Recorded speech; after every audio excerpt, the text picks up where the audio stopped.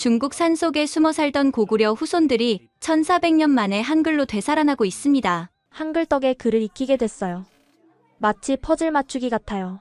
중국 윈난성 상간마을에 있는 한 초등학교에서 불가능해 보이는 일이 벌어졌습니다. 평생 글을 읽지 못했던 묘족 아이들이 단 3주 만에 자유자재로 읽고 쓰기 시작한 겁니다. 이런 실험은 우리 전통 교육을 위협합니다. 즉시 중단되어야 합니다. 중국 당국은 이 혁명적인 교육법의 확산을 막으려 했습니다. 왜 아이들이 글을 잘 읽게 되는 것이 문제가 된 걸까요? 지금부터 한 언어학자가 발견한 놀라운 비밀과 그로 인해 벌어진 충격적인 이야기를 들어보겠습니다. 제 이름은 장웨이입니다. 베이징 대학교에서 언어학으로 박사학위를 받았고 현재는 소수민족 언어교육연구소에서 연구원으로 일하고 있습니다. 아니, 일하고 있었다고 해야겠네요. 모든 것은 1년 전 윈난성 출장에서 시작되었습니다. 묘족 마을의 교육 실태를 조사하러 갔던 저는 그곳에서 믿을 수 없는 광경을 목격했습니다. 산 깊숙이 자리한 작은 초등학교.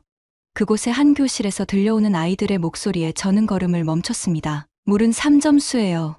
나무는 모편목이고요. 창문 너머로 보이는 아이들은 칠판에 빼곡히 적힌 한자들을 줄줄이 읽어내고 있었습니다. 복잡한 한자들이었는데도 아이들은 전혀 망설이지 않았습니다. 저는 깜짝 놀라 교실 안으로 들어갔습니다. 담임 선생님은 젊은 여성으로 린메이라고 소개했습니다. 선생님, 이 아이들이 언제부터 한자를 이렇게 잘 읽게 된 건가요? 린메이 선생님은 신기하다는 듯 웃으며 대답했습니다. 이제 겨우 3주 전부터요. 새로운 선생님이 오셔서 특별한 방법으로 가르치기 시작한 후부터예요. 3주요?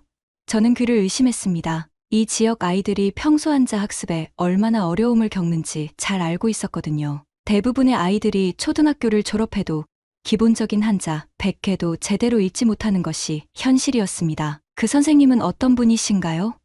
어떤 방법을 쓰시는 거죠? 장리 선생님이라고 하시는데 특이한 카드를 이용해서 가르치세요. 아이들은 그걸 소리와 모양의 놀이라고 부르더라고요. 그때 한 아이가 제게 다가왔습니다. 9살쯤 되어 보이는 여자아이였습니다. 아저씨, 저 제 이름 쓸 수 있어요. 메이링이라고 자신을 소개한 그 아이는 종이에 능숙하게 자신의 이름을 써 보였습니다. 획 하나하나가 정확했습니다. 예전에는 제 이름도 못 썼는데 이제는 친구들 이름도 다 쓸 수 있어요. 신기하죠? 저는 더욱 놀랐습니다. 이런 변화가 단 3주 만에 일어났다는 것이 믿기지 않았습니다. 그 장리 선생님을 만나볼 수 있을까요? 린메이 선생님이 미안한 표정을 지었습니다. 어제 갑자기 돌아가셨어요. 교육청에서 긴급 소환했다고 하더라고요. 그리고 오늘부터는 이 수업 방식을 사용하지 말라는 통보도 받았습니다. 그 순간 복도에서 웅성거리는 소리가 들렸습니다. 창문 밖을 보니 정장을 입은 남자들 여러 명이 학교 안으로 들어오고 있었습니다. 교육청 관계자들이네요. 어떻게 오늘도 오셨을까요? 린메이 선생님의 목소리에 긴장감이 묻어났습니다. 그 관계자들은 교실로 직진해 왔습니다. 그리고 벽에 붙어있던 특별한 카드들과 교구들을 모두 수거하기 시작했습니다. 이런 비표준 교육 자료는 모두 회수합니다. 앞으로 정규 교육과정만 따라주시기 바랍니다. 아이들은 어리둥절한 표정으로 자신들의 소중한 카드들이 사라지는 것을 바라보고 있었습니다. 메이링이의 눈에 눈물이 그렁그렁 맺혔습니다. 아저씨, 우리가 뭘 잘못했나요? 우리는 그냥 글을 배우고 싶었을 뿐인데요. 그날 밤 숙소로 돌아온 저는 잠을 이루지 못했습니다. 대체 무슨 일이 벌어진 것일까요? 왜 아이들이 글을 잘 읽게 되는 것이 문제가 되는 걸까요? 그리고 그 장리 선생님은 도대체 어떤 방법을 사용한 것일까요? 다음 날 아침 더 충격적인 소식을 들었습니다. 학교 전체가 임시 휴교에 들어갔고 그 특별한 수업에 참여했던 모든 교사들에게 재교육 명령이 내려졌다는 것이었습니다. 저는 베이징으로 돌아가는 기차 안에서 계속 생각했습니다. 분명 여기에는 제가 모르는 더 큰 이야기가 숨어 있을 것이라고. 베이징으로 돌아온 지 2주일 후 저는 할아버지의 부고를 받았습니다. 윈난성에서 목격한 일들로 마음이 복잡한 상황에서 들은 소식이었습니다. 할아버지께서는 제가 어렸을 때부터 늘 이상한 이야기를 해주셨습니다. 우리 조상은 고구려에서 왔단다. 먼 옛날 동쪽에서 온 사람들이지. 어린 저는 그저 재미있는 옛날 이야기 정도로만 생각했습니다. 대부분의 묘족들이 자신들을 한족과는 다른 민족이라고 여기니까요. 장례를 치른 후 할아버지 방을 정리하던 중이었습니다. 낡은 서랍장 맨 밑칸에서 가죽으로 쌓인 두꺼운 노트를 발견했습니다. 노트를 펼치는 순간 저는 깜짝 놀랐습니다.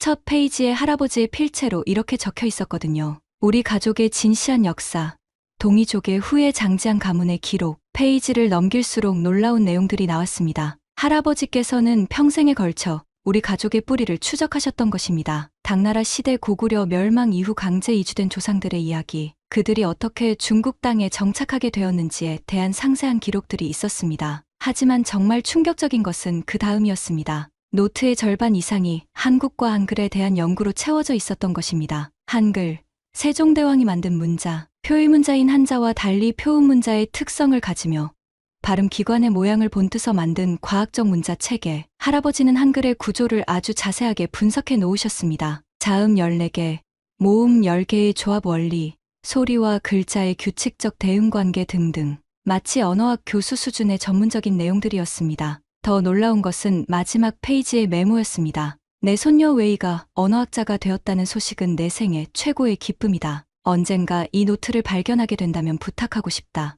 우리 민족의 아이들이 더 쉽게 문자를 익힐 수 있는 방법을 찾아달라고. 한글의 원리가 그 답이 될 수 있을 것이다. 저는 노트를 가슴에 꼭 안았습니다. 할아버지께서 돌아가시기 전까지 이런 연구를 하고 계셨다는 사실이 믿기지 않았습니다. 그때 문득 윈난성에서 본 그 장면들이 떠올랐습니다. 3주 만에 한자를 자유자재로 읽던 아이들, 그들이 사용했다는 특별한 카드들, 그리고 급작스럽게 금지된 수업 방식. 혹시 그 장리 선생님이 사용한 방법이 할아버지가 연구하던 것과 관련이 있는 건 아닐까요? 저는 컴퓨터를 켜고 한글 교육법이라는 검색어를 입력했습니다. 그리고 한국의 문해율 통계를 찾아보았습니다. 화면에 나타난 숫자를 보는 순간 저는 의자에서 일어날 뻔했습니다. 한국의 문맹률 0.2%. 이게 가능한 일인가요?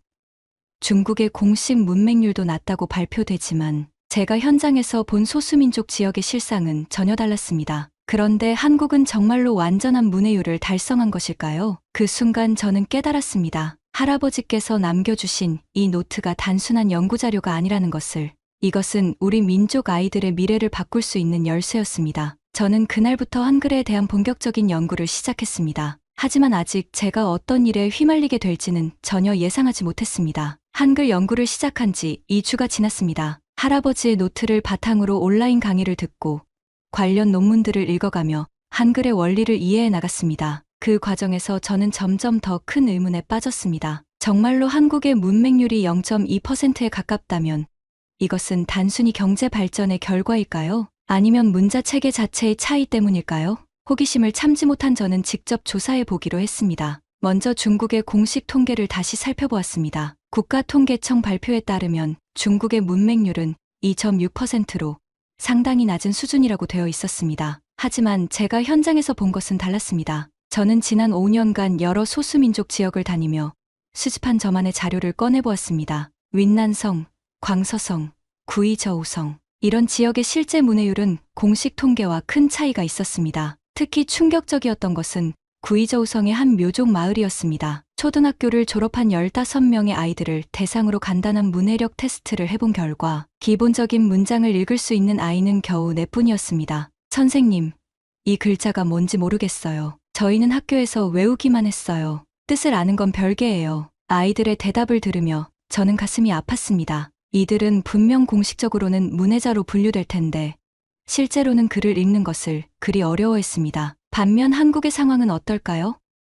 저는 한국 교육 관련 연구 자료들을 찾아 읽어보았습니다. 놀라운 것은 한국이 한글을 도입한 후 문해율이 급속도로 향상되었다는 사실이었습니다. 일제강점기와 한국전쟁이라는 어려운 시기를 거쳤음에도 불구하고 말입니다. 더욱 흥미로운 것은 한국의 언어학자들이 발표한 연구였습니다. 한글의 표음 문자적 특성 때문에 읽기 학습 속도가 한자에 비해 현저히 빠르다는 내용이었습니다. 한글 학습은 평균적으로 6개월 내에 기본 읽기가 가능하며 1년 내에 자유로운 읽기와 쓰기가 가능하다. 제가 윈난성에서 목격한 그 기적적인 변화가 갑자기 이해되기 시작했습니다. 3주 만에 한자 300개를 읽게 된 아이들. 혹시 그들이 배운 것은 한자가 아니라 한글의 원리였던 건 아닐까요? 저는 더 깊이 조사해 보기로 했습니다. 그 장리 선생님에 대한 정보를 찾아보려고 교육부 인사 데이터베이스에 접근했습니다. 다행히 제 연구원 자격으로 기본적인 정보는 열람할 수 있었습니다. 장리, 베이징대학교 언어학과 졸업,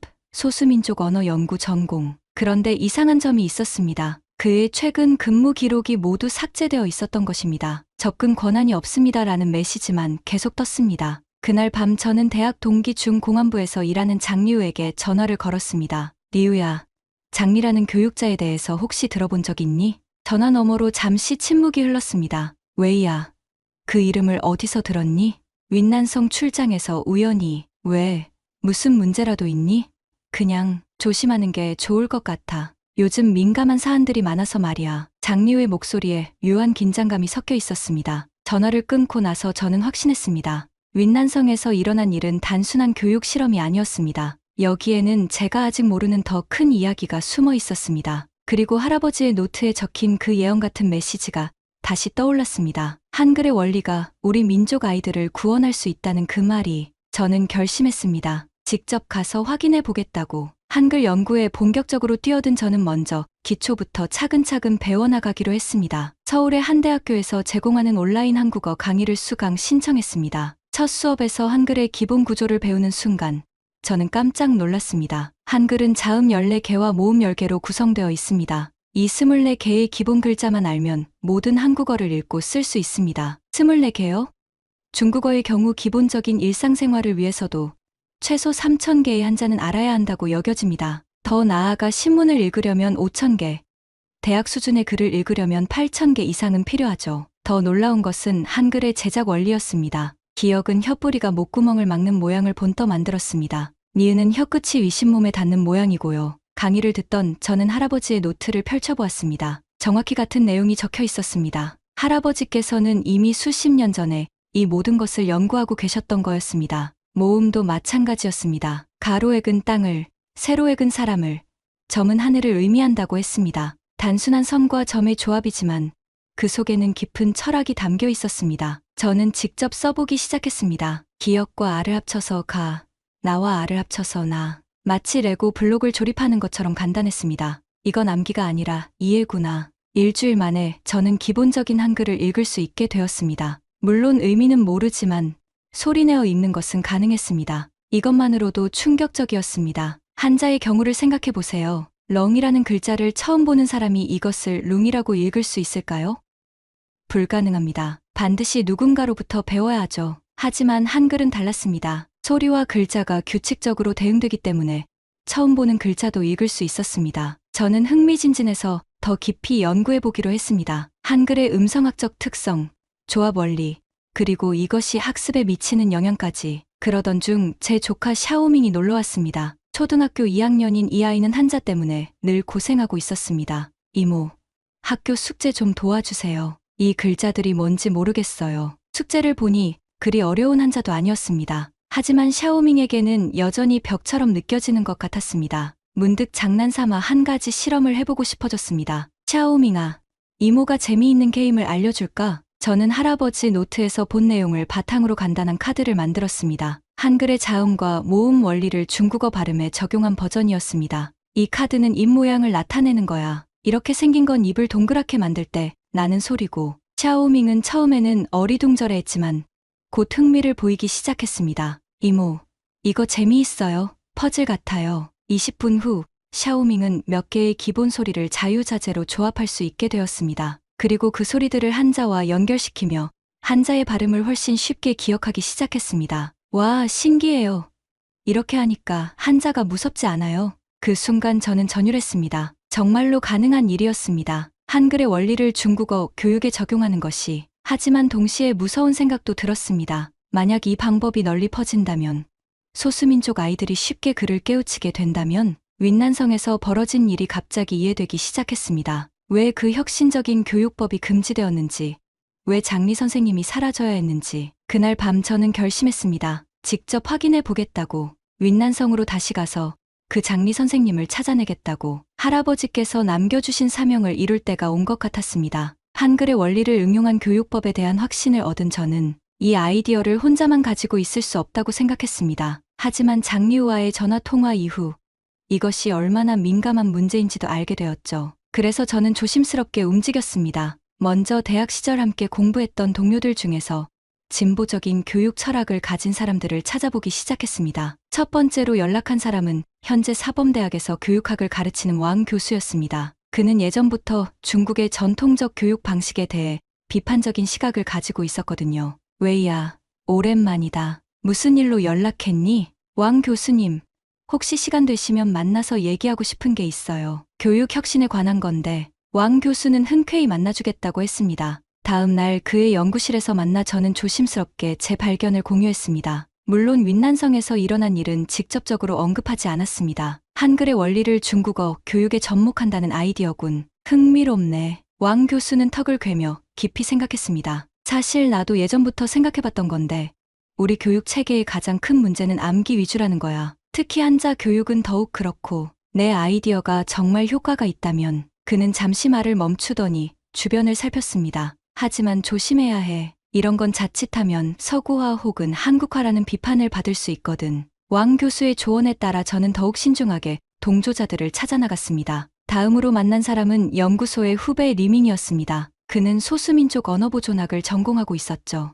선배님, 요즘 소수민족 지역 교육 문제가 정말 심각해요. 공식적으로는 개선되었다고 하지만 실제로는 리밍은 한숨을 쉬며 털어놓았습니다. 특히 문해율 통계는 정말 문제가 많아요. 위에서는 계속 좋은 숫자를 원하는데 현실은 전혀 따라주지 않거든요. 저는 그에게 조심스럽게 제 아이디어를 설명했습니다. 리밍의 눈이 점점 커졌습니다. 정말요? 그런 방법이 가능하다고요? 한번 실험해볼 가치는 있다고 생각해요. 물론 아주 조심스럽게, 비공식적으로 말이죠. 며칠 후 왕 교수로부터 연락이 왔습니다. 교육 혁신에 관심 있는 몇몇 사람들을 모아보겠다는 것이었습니다. 그렇게 우리의 작은 모임이 시작되었습니다. 첫 모임은 왕 교수의 집에서 열렸습니다. 5명이 모였죠. 왕 교수와 리밍, 그리고 초등학교 교장으로 일하는 천 선생님, 언어치료사인 자오 박사, 그리고 저였습니다. 우리가 왜 여기 모였는지는 다들 아시죠? 왕 교수가 조심스럽게 입을 열었습니다. 중국 교육, 특히 소수민족 교육을 개선할 방법을 찾기 위해서입니다. 하지만 이 자리에서 나누는 모든 이야기는 비밀로 해주셔야 합니다. 모두가 고개를 끄덕였습니다. 저는 제 연구 내용을 자세히 설명했습니다. 한글의 원리, 그것을 중국어에 적용할 가능성, 그리고 제 조카 샤오밍과의 실험 결과까지. 놀랍네요. 천 교장 선생님이 감탄했습니다. 저도 현장에서 아이들을 가르치면서 느끼는 게 한자가 아이들에게 너무 어렵다는 거거든요. 특히 소수민족 아이들한테는 더욱 그렇고요. 자오 박사도 동의했습니다. 언어학적으로 보면 표음문자가 표의문자보다 학습하기 쉬운 건 당연해요. 뇌과학 연구에서도 그렇게 나와 있고요. 리밍이 조심스럽게 말했습니다. 그런데 이걸 실제로 적용해 보려면 어떻게 해야 할까요? 공식적으로는 불가능해 보이는데요. 그때 저는 윈난성에서 목격한 일을 털어놓기로 했습니다. 그 기적적인 변화와 갑작스러운 금지, 그리고 사라진 장리 선생님에 대해. 그럼 그 장리 선생님이 이미 우리와 같은 생각을 실행에 옮긴 거네요. 왕 교수가 놀라며 말했습니다. 그리고 그 결과가 탄압이었군요. 모임은 무거운 분위기로 끝났습니다. 하지만 우리는 포기하지 않기로 했습니다. 다만 더욱 조심스럽게, 그리고 전략적으로 접근하기로 했습니다. 그리고 일주일 후 의외의 곳에서 연락이 왔습니다. 교육부 내부에서 일하는 연구원이라는 분이었습니다. 장회의 선생님이시죠? 만나서 얘기하고 싶은 게 있습니다. 중요한 정보예요. 전화 너머 그의 목소리는 긴장되어 있었지만 동시에 절박함이 묻어 있었습니다. 저는 직감했습니다. 우리의 작은 모임이 이제 더 큰 물결의 일부가 될 것이라는 걸.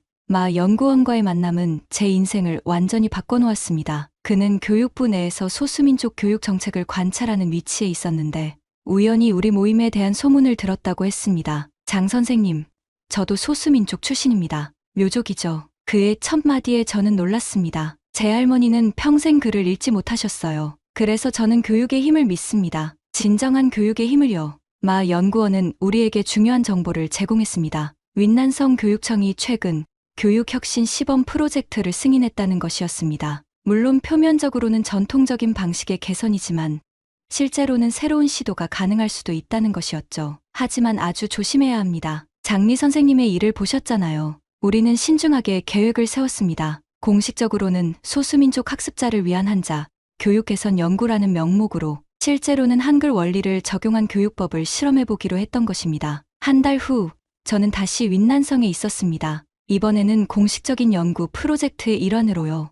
연구원의 도움으로 모든 허가를 받은 상태였습니다. 도착한 곳은 지난번과는 다른 마을이었습니다. 하지만 상황은 비슷했습니다. 산 깊숙이 자리한 작은 학교, 그리고 글을 읽지 못해 고생하는 아이들. 교장 선생님은 김 교장이라는 분이었습니다. 조선족 출신의 중년의 교육자였죠. 장 선생님, 환영합니다. 들으니 특별한 교육법을 연구한다고 하던데요. 네.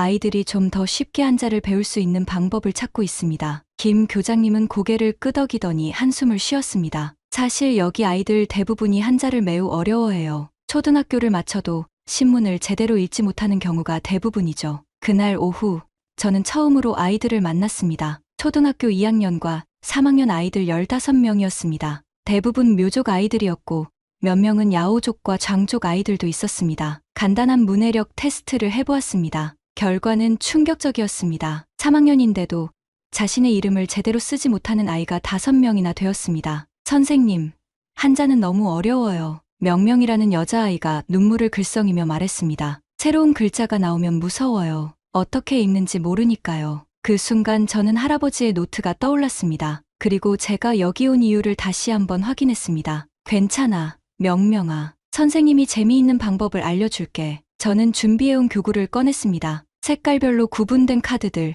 입 모양 그림들, 그리고 조합용 블록들이었습니다. 오늘부터 우리는 소리와 모양의 놀이를 할 거야. 글자가 무서운 게 아니라 재미있는 퍼즐이라는 걸 알게 될 거야. 첫 수업은 어색하게 시작되었습니다. 아이들은 의심스러운 눈으로 저를 바라봤죠. 하지만 제가 입 모양 카드를 보여주며 실제로 그 소리를 내는 모습을 보자 호기심을 보이기 시작했습니다. 와, 신기해요. 한 아이가 소리쳤습니다. 정말로 입 모양이 저 카드랑 똑같아요. 그 순간부터 분위기가 바뀌었습니다. 아이들은 앞다투어 자신의 입 모양을 만져보며 소리를 내기 시작했습니다. 이제 이 소리들을 조합해볼까? 저는 2개의 카드를 합쳤습니다. 그리고 그 조합이 만드는 소리를 들려주었습니다.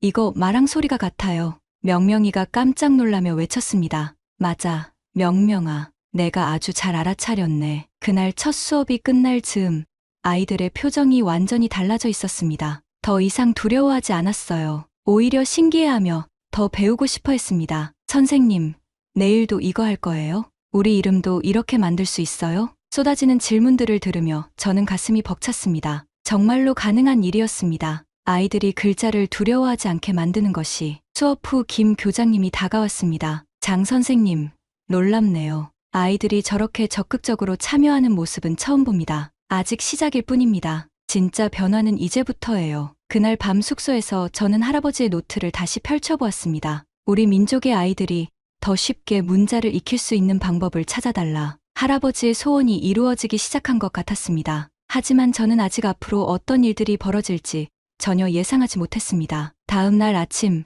명명이가 저보다 먼저 교실에 와 있었습니다. 그리고 어제 만든 소리 조합을 혼자서 연습하고 있었어요. 그 모습을 보는 순간 저는 확신했습니다. 이 아이들은 분명 변화할 거라고. 처음 수업을 시작한 지 일주일이 지났습니다. 아이들의 변화는 제 상상을 뛰어넘었습니다. 명명이는 이제 자신의 이름을 완벽하게 쓸 수 있게 되었습니다. 뿐만 아니라 가족들의 이름도 소리 조합으로 만들어낼 수 있었어요. 선생님, 저 어제 엄마한테 보여줬는데 깜짝 놀라셨어요. 명명이가 신나서 말했습니다. 엄마가 뭐라고 하셨니? 처음에는 믿지 않으셨는데 제가 할머니 이름도 써 보이니까 정말 놀라셨어요. 그리고 이거 어떻게 배웠냐고 물어보셨어요. 다른 아이들도 마찬가지였습니다. 수업에 참여하지 않았던 형제자매들이 집에서 함께 연습하고 있다는 소식도 들려왔습니다. 2주째에는 더 놀라운 일이 벌어졌습니다. 처음 15명으로 시작했던 수업 참가자가 25명으로 늘어난 것입니다. 선생님, 저희도 참여할 수 있나요? 1학년 아이들까지 찾아왔습니다. 형들이 재미있게 배우는 모습을 보고 자신들도 하고 싶다는 것이었습니다. 김 교장님은 흐뭇해하셨습니다. 장 선생님, 정말 놀라워요. 아이들이 이렇게 공부에 흥미를 보인 적이 없어요. 하지만 정말 놀라운 것은 따로 있었습니다. 아이들이 이 방법으로 한자의 발음을 익힌 후 일반적인 한자 수업에서도 훨씬 나은 성과를 보이기 시작한 것입니다. 담임 교사인 왕 선생님이 저에게 말했습니다. 믿기지 않네요. 명명이 같은 아이가 이제는 새로운 한자를 보면 스스로 발음을 추측해봐요. 그리고 대부분 맞거든요. 이것이 바로 제가 기대했던 효과였습니다. 단순히 소리 조합만 배우는 게 아니라 소리와 글자의 관계를 이해하게 되면서 한자 학습 전반에 도움이 되는 것이었죠. 3주째에는 더욱 놀라운 변화가 일어났습니다. 마을 어른들이 관심을 보이기 시작한 것입니다. 어느 날 오후 수업을 마치고 나오는데 교실 밖에 몇몇 어른들이 서 있었습니다. 선생님, 저희 아이가 집에서 계속 얘기하는데 정말 신기한 방법이라며요. 명명이의 어머니가 조심스럽게 말을 걸었습니다. 혹시 저희가 구경해도 될까요? 저도 한자를 잘 못 읽어서. 그게 시작이었습니다. 이틀 후부터는 아이의 학부모들을 위한 별도 시간을 마련해야 했습니다. 저녁 6시부터 7시까지 어른들을 대상으로 한 수업이었습니다. 처음에는 10명 정도였는데 일주일 만에 20명으로 늘어났습니다. 대부분이 30대에서 50대 사이의 부모들이었지만 60대 할머니도 한 분 계셨습니다. 평생 글자가 무서웠는데 이렇게 배우니 재미있네요. 리할머니가 미소를 지으며 말씀하셨습니다. 손자한테 글자를 물어보기만 했는데 이제는 제가 직접 읽을 수 있을 것 같아요. 마을에 변화의 바람이 불기 시작했습니다. 아이들은 집에서 부모님과 함께 연습했고 부모들은 서로 모여서 배운 것을 나누었습니다. 하지만 이런 변화가 모든 사람에게 달갑지만은 않았습니다. 4주째 되던 어느 날 윈난성 교육청에서 공문이 하나 도착했습니다. 교육혁신 프로젝트 중간 점검 실시 예정. 김 교장님이 걱정스러운 표정으로 저를 찾아왔습니다. 장 선생님,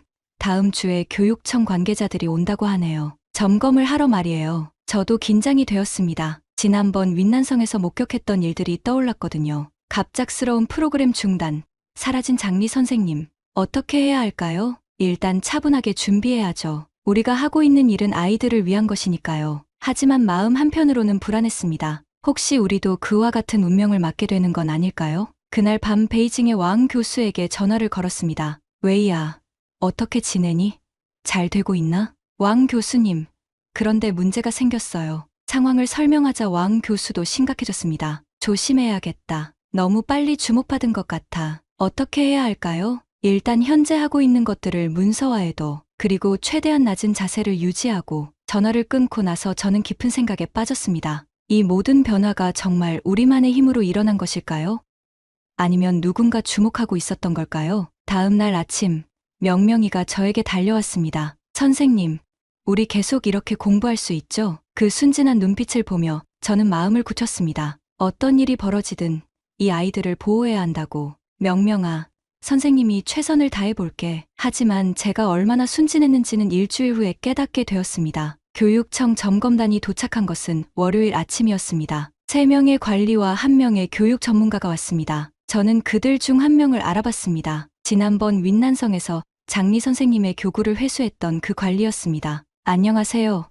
장회의 선생님. 저는 윈난성 교육청 정책연구실의 천 국장입니다. 천 국장은 냉정한 표정으로 저에게 인사했습니다. 이번에 선생님의 혁신적인 교육법에 대해 평가하러 왔습니다. 좋은 성과를 거두고 계시다고 들었습니다만 그의 말투에서 이미 부정적인 선입견이 느껴졌습니다. 점검은 하루 종일 진행되었습니다. 그들은 교육 자료를 살펴보고 아이들과 대화하고 교사들을 면담했습니다. 저 역시 긴 시간 동안 질문을 받았습니다. 장 선생님, 이 교육법의 이론적 배경이 무엇입니까? 소리와 글자의 대응 관계를 시각적으로 표현하여 학습 효과를 높이는 방식입니다. 그렇다면 이것이 기존의 중국식 교육과 어떤 차이가 있습니까? 질문들은 점점 더 날카로워졌습니다. 저는 최대한 신중하게 대답했지만 그들의 의도를 느낄 수 있었습니다. 점검이 끝난 후 천 국장이 저를 따로 불렀습니다. 장 선생님, 솔직히 말씀해 주십시오. 이 방법이 한국의 한글 교육법에서 영감을 받은 것 아닙니까? 그 순간 저는 등에 식은땀이 났습니다. 어떻게 알았을까요? 저는 그저 아이들이 더 쉽게 배울 수 있는 방법을 찾았을 뿐입니다. 그렇습니까? 그럼 선생님의 가족 배경에 대해서도 묻고 싶습니다. 고구려 후손이라고 들었는데요. 이제 문제의 본질이 드러났습니다. 이것은 단순한 교육법 평가가 아니었습니다. 정치적 문제였던 것입니다. 일주일 후 정식 평가 결과가 나왔습니다. 장회의 선생님의 교육법은 중국의 전통적 교육 방식과 맞지 않으며 외국의 영향을 받은 것으로 판단됩니다. 따라서 즉시 중단할 것을 명령합니다. 김 교장님이 미안한 표정으로 저에게 통보했습니다. 장 선생님, 죄송합니다. 저도 어쩔 수 없네요. 하지만 더 충격적인 일들이 기다리고 있었습니다. 베이징으로 돌아온 저는 연구소에서 냉대를 받기 시작했습니다. 동료들이 저를 피했고 회의에서 배제되었습니다. 웨이야, 요즘 너에 대한 소문이 안 좋아. 대학 동기인 장리우가 조심스럽게 말했습니다. 무슨 소문? 반쪽 한국인이라고 부르더라. 그리고 중국 교육을 한국식으로 바꾸려 한다고. 반쪽 한국인.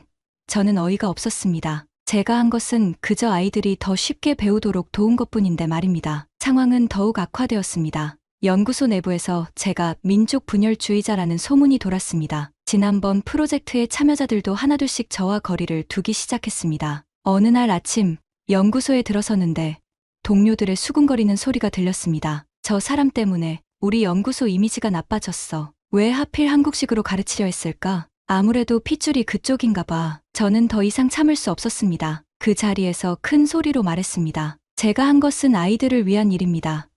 그게 왜 문제가 됩니까? 하지만 아무도 제 말에 귀 기울이지 않았습니다. 오히려 더욱 차가운 시선을 보낼 뿐이었습니다. 그날 오후 연구소 소장에게 불려갔습니다. 장회의 선생, 최근 일들 때문에 곤란합니다. 일단 무급 휴직을 하시는 게 어떨까요? 무급 휴직.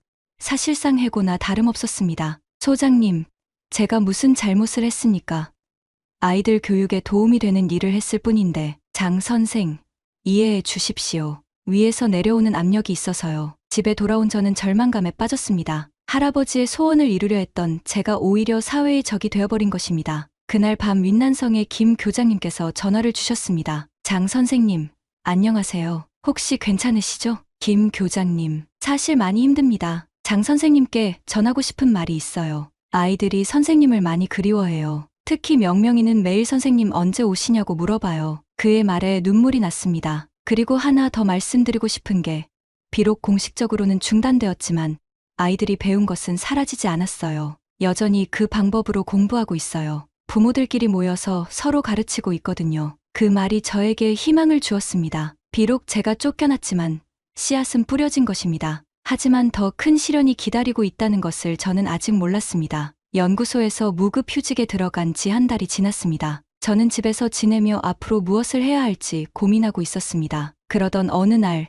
예상치 못한 전화가 걸려왔습니다. 마 연구원이었습니다. 장 선생님, 급히 만나야 할 일이 있습니다. 혼자 오세요. 그의 목소리에 긴급함이 묻어 있었습니다. 저는 그가 지정한 장소로 향했습니다. 베이징 외곽의 한적한 카페였습니다. 마 연구원은 이미 구석 자리에 앉아 주변을 경계하고 있었습니다. 장 선생님, 앉으세요. 중요한 정보를 전해드려야 합니다. 그는 가방에서 서류 뭉치를 꺼냈습니다. 이것은 교육부 내부 회의록입니다. 선생님과 관련된 내용이 나와 있어요. 서류의 제목을 보는 순간 저는 경악했습니다. 소수민족 문해율 관리 정책 및 장회의 교육법 대응 방안. 내용을 읽어가며 저는 점점 더 충격에 빠졌습니다. 회의록에는 이런 내용이 적혀 있었습니다. 장회의의 교육법이 확산될 경우 다음과 같은 우려사항이 예상됨. 첫째, 소수민족 지역 문해율 급상승으로 인한 기존 통계 불일치. 둘째, 문해력 향상이 정치적 각성으로 이어질 가능성. 셋째, 한국식 교육법 도입이 문화적 정체성에 미칠 영향.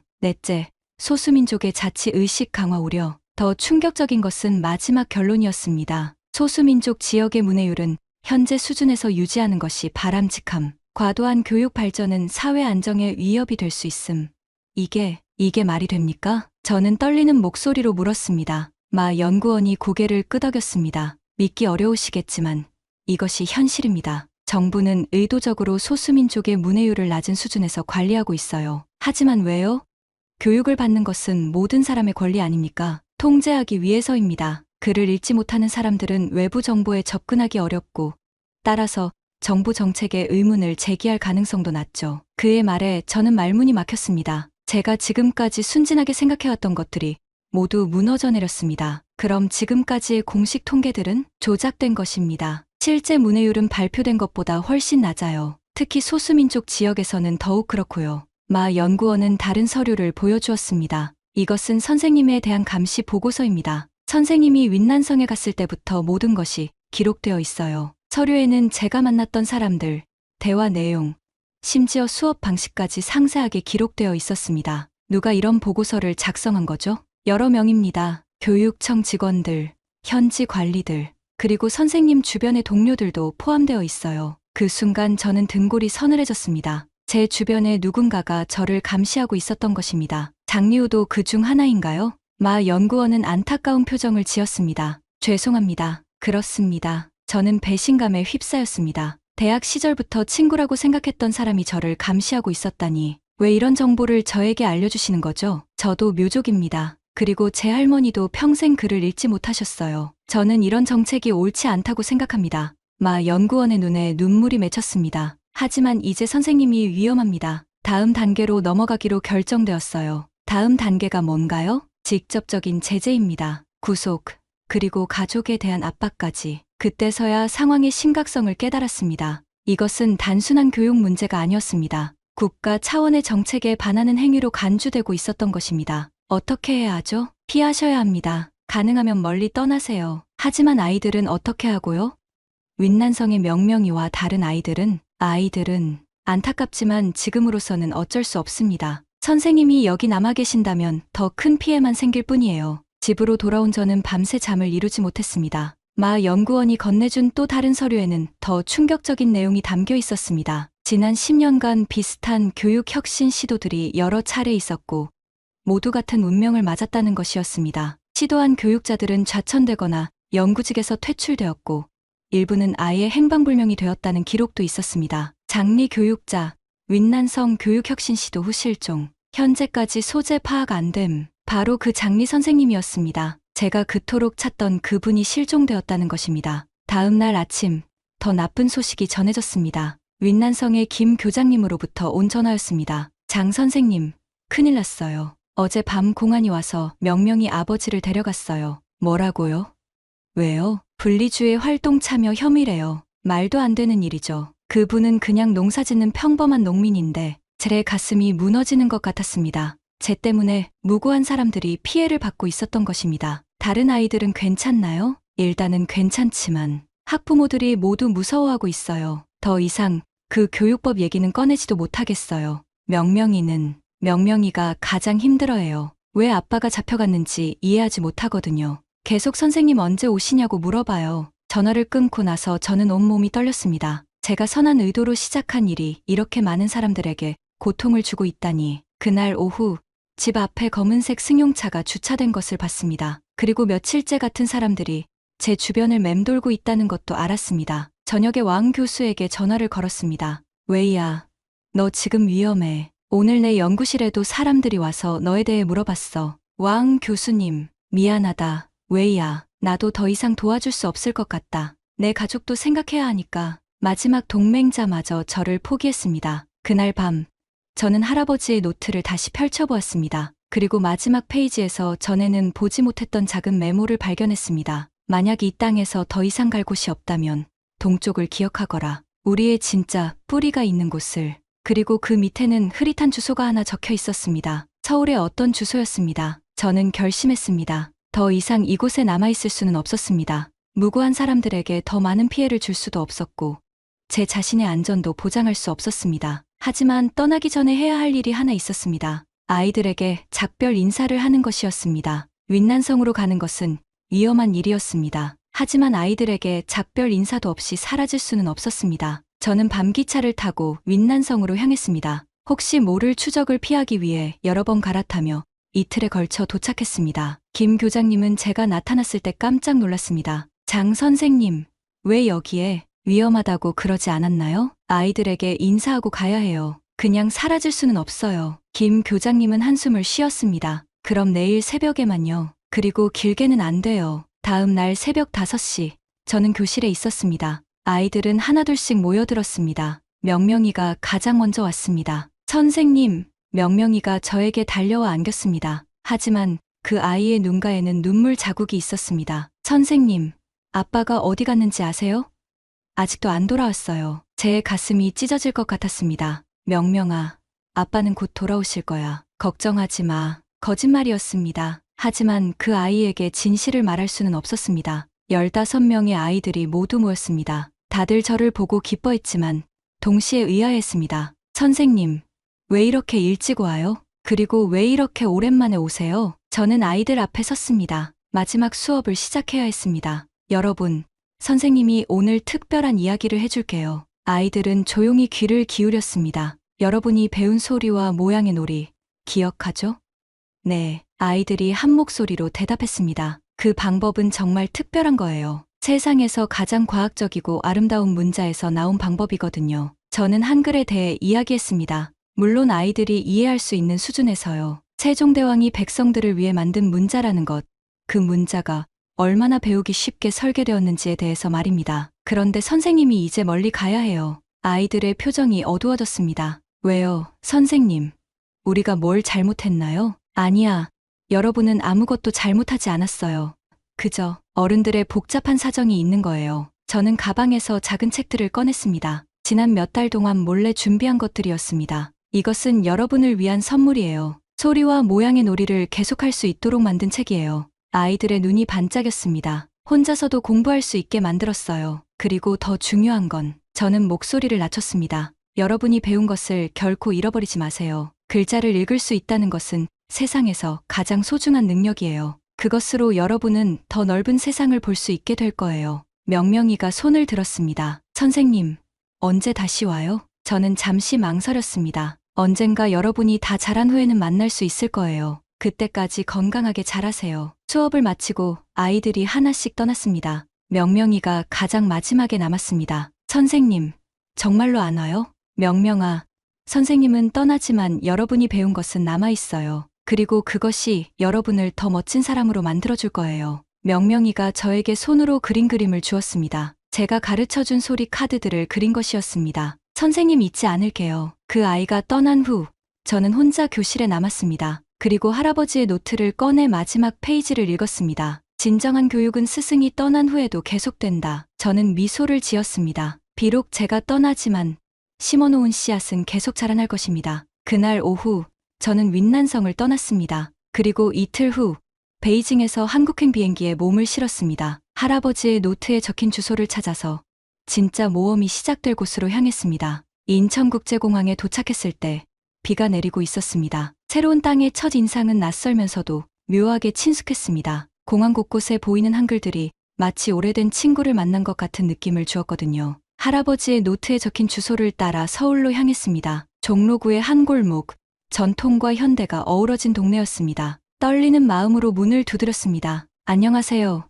혹시 이수진님 계신가요? 문을 연 분은 50대 후반의 단정한 여성이었습니다. 그분은 저를 보더니 깜짝 놀란 표정을 지었습니다. 당신이 혹시... 저는 할아버지의 사진을 보여드렸습니다. 제 할아버지 장지안입니다. 이미경 할머니의 친구였다고 들었는데요. 이수진 씨의 눈에 눈물이 고였습니다. 어머나, 정말 어머니가 그렇게 기다리시던 그분의 손녀분이군요. 그날부터 저는 이수진 씨의 도움으로 한국에서의 새 삶을 시작했습니다. 그분은 저를 친딸처럼 대해주셨고 할아버지와 이미경 할머니의 우정에 대해 많은 이야기를 들려주셨습니다. 어머니와 장지안 선생님은 해방 후 혼란기에 만나셨어요. 그때 장지안 선생님이 중국으로 돌아가시면서 언젠가 자신의 후손이 한국을 찾게 될지도 모른다고 하셨죠. 이수진 씨는 서울대학교 언어학과의 김 교수님께 저를 소개해 주셨습니다. 김 교수님은 제 이야기에 큰 관심을 보이셨습니다. 장 선생님, 당신의 경험이 매우 귀중합니다. 한글의 원리를 다른 언어권에 적용한 사례는 흔치 않거든요. 김 교수님의 도움으로 저는 서울대학교 언어교육원에서 연구원 자리를 얻었습니다. 제 임무는 다문화 가정 아이들을 위한 문해력 교육 프로그램을 개발하는 것이었습니다. 한국에서의 생활은 처음에는 낯설었지만 점차 익숙해졌습니다. 특히 할아버지의 노트 덕분에 한글을 이미 알고 있어서 적응이 빨랐습니다. 몇 달 후 저는 새로운 프로젝트를 제안했습니다. 중국 소수민족을 위한 온라인 교육 플랫폼을 만들고 싶습니다. 김 교수님은 제 아이디어에 큰 관심을 보였습니다. 인터넷을 통해서라면 더 많은 아이들에게 도움을 줄 수 있겠네요. 그렇게 새로운 프로젝트가 시작되었습니다. 저는 중국에서의 경험과 한글의 원리를 결합해서 온라인 학습 앱을 개발하기 시작했습니다. 몇 달간의 개발 작업 끝에 소리의 달이라는 이름의 앱이 완성되었습니다. 여러 언어를 지원하는 문해력 향상 앱이었죠. 은밀하게 윈난성의 김 교장님께 앱 링크를 보냈습니다. 몇 주 후 답장이 왔습니다. 아이들이 정말 좋아해요. 특히 명명이는 벌써 고급 단계까지 올라갔답니다. 그리고 명명이 아버지가 돌아왔어요. 혐의 없음으로 풀려났습니다. 그 소식에 저는 안도의 눈물을 흘렸습니다. 1년이 지난 후 제 연구가 국제학술대회에서 주목받기 시작했습니다. 여러 나라에서 초청 강연 요청이 들어왔습니다. 장 박사님, 축하합니다. 이제 전 세계가 당신의 연구에 주목하고 있어요. 김 교수님이 기뻐하며 말씀하셨습니다. 하지만 저에게 가장 소중한 것은 윈난성에서 계속 전해지는 소식이었습니다. 명명이와 다른 아이들이 건강하게 자라고 있다는 것, 그리고 그들이 배운 것을 잃지 않고 있다는 것이었습니다. 어느 날 저녁 서울의 한강을 바라보며 저는 할아버지 생각을 했습니다. 할아버지, 지금 보고 계신가요? 당신의 꿈이 이루어지고 있어요. 한강을 건너는 바람이 마치 할아버지의 대답처럼 느껴졌습니다. 한국에서의 삶이 2년째 접어들었습니다. 저는 서울대학교 언어교육원에서 연구원으로 계속 일하며 다문화 가정 아이들을 위한 교육 프로그램을 꾸준히 개발하고 있었습니다. 제가 만든 소리의 다리 앱은 놀랍게도 전 세계적으로 인기를 얻고 있었습니다. 특히 아프리카와 남미의 소외 지역에서도 사용되고 있다는 소식을 들었을 때는 정말 기뻤습니다. 어느 날, 김 교수님이 걱정스러운 표정으로 저를 찾아오셨습니다. 장 선생님, 안 좋은 소식이 있어요. 무슨 일이신가요? 중국에서 소수민족 언어 교육에 대한 새로운 규제를 발표했어요. 더욱 강화된 표준 중국어 교육만을 허용한다는 내용입니다. 제 가슴이 철렁 내려앉았습니다. 그럼 현지 아이들은 더욱 어려워질 것 같아요. 하지만 포기할 수는 없죠. 그런 가운데서도 희망적인 소식들이 조금씩 들려왔습니다. 김 교장님으로부터 온 이메일에는 이런 내용이 적혀 있었습니다. 공식적으로는 모든 것이 다시 엄격해졌지만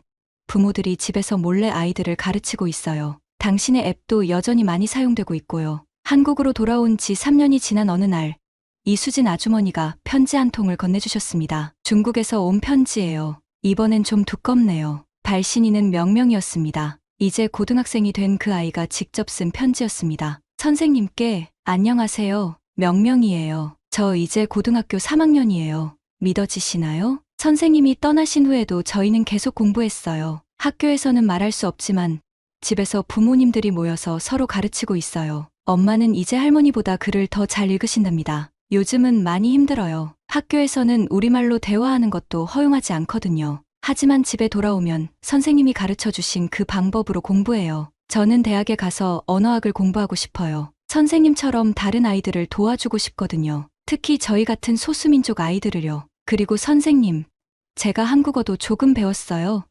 선생님이 말씀하신 그 아름다운 문자로요. 정말 신기해요. 소리와 모양이 딱 맞아떨어지잖아요. 언젠가 한국에 가서 선생님을 만날 수 있었으면 좋겠어요. 추신 아빠는 여전히 조심스러워하시지만 저희를 응원해주세요. 동생도 이제 자기 이름을 쓸 수 있게 되었어요. 편지를 읽으며 저는 복잡한 감정에 휩싸였습니다. 기쁘면서도 안타까웠습니다. 제가 뿌린 씨앗이 자라고 있지만 그 씨앗들이 햇빛을 받기 어려운 환경에 놓여 있다는 것을 알기 때문이었습니다. 몇 달 후, 마 연구원으로부터 연락이 왔습니다. 이번에는 암호화된 메신저를 통해서였습니다. 장 선생님, 상황이 더욱 어려워졌어요. 새로운 정책으로 소수민족 언어 교육이 더욱 제한받고 있습니다. 아이들은 괜찮나요? 표면적으로는 모든 것이 통제되고 있지만 지하에서는 여전히 활동이 계속되고 있어요. 당신의 앱은 이제 암호화된 채널을 통해서만 전파되고 있습니다. 그 말에 저는 가슴이 아팠지만 동시에 희망도 느꼈습니다. 어떤 억압도 배움에 대한 갈망은 막을 수 없다는 것을 보여주는 증거였으니까요. 그날 저녁,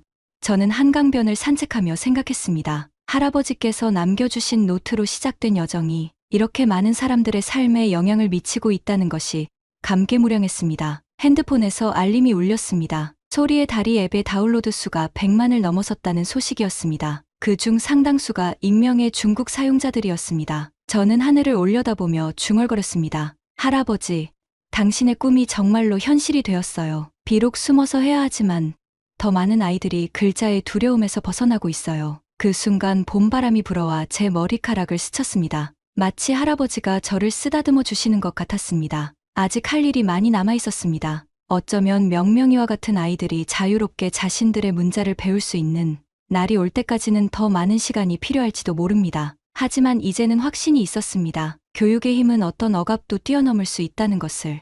그리고 가장 중요한 것은 한 번 심어진 배움의 씨앗은 결코 죽지 않는다는 사실이었습니다. 명명이와 같은 아이들이 있는 한 이 작은 불꽃은 계속 타오를 것입니다. 비록 숨어서라도 조용히라도. 지금까지 사연 어떠셨나요? 600년 전 백성을 위해 만들어진 한글이 지금 중국 산골 아이들에게 희망이 되고 있습니다. 명명이처럼 자신의 이름조차 쓸 수 없었던 아이들이 이제 한글로 꿈을 씁니다. 진정한 교육은 국경을 넘고 시간을 넘어 이어집니다. 이런 의미 있는 이야기가 더 많은 사람들에게 전해질 수 있도록 구독과 좋아요, 공유 부탁드립니다. 여러분 한 명 한 명이 이 아름다운 연결의 고리가 됩니다. 원더풀 해외 사연이었습니다.